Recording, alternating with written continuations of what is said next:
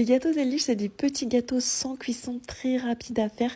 On obtient plein de petits gâteaux et ça a un bon goût de sneakers, c'est vraiment délicieux. Je te conseille de faire cette recette si ce n'est pas déjà fait. Donc ici, j'ai fait un grand format et ensuite j'ai découpé plein de petites barres. Donc sur une plaque rectangulaire, tu vas mettre un papier cuisson et tu vas verser 350 g de chocolat noir que tu auras fait fondre au bain-marie. Étale-le bien et laisse-le complètement sécher. Ensuite, tu vas mixer 150 g de cacahuètes sans sel. Tu vas voir, c'est pas compliqué à retenir les dosages. Donc 150 g de cacahuètes sans sel, tu mixes ensuite 150 g d'amandes et ensuite 150 g de biscuits secs. Donc il me restait des biscuits Maria, je les ai mixés. Tu peux utiliser n'importe quel biscuit sec. Donc 150 g de chaque, tu verses tout ça dans un plat et tu rajoutes 150 g de miel et tu mélanges le tout. Voilà, c'est vraiment facile à retenir. Tu mélanges pour obtenir une préparation collante qui se tient. Et ensuite, tu vas verser cette préparation sur ton chocolat qui a refroidi, donc qui est un petit peu figé. Tu verses tout ça et tu vas venir étaler uniformément partout sur ta plaque. Donc tu tasses avec le dos de ta cuillère.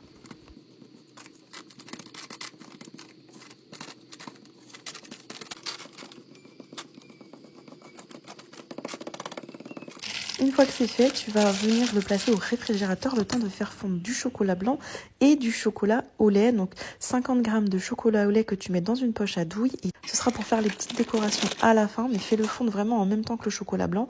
Et le chocolat blanc, tu fais fondre également 350 g de chocolat blanc au bain-marie et tu le verses sur ton mélange de cacahuètes, amandes, biscuits et tu vas l'étaler également uniformément sur toute ta plaque.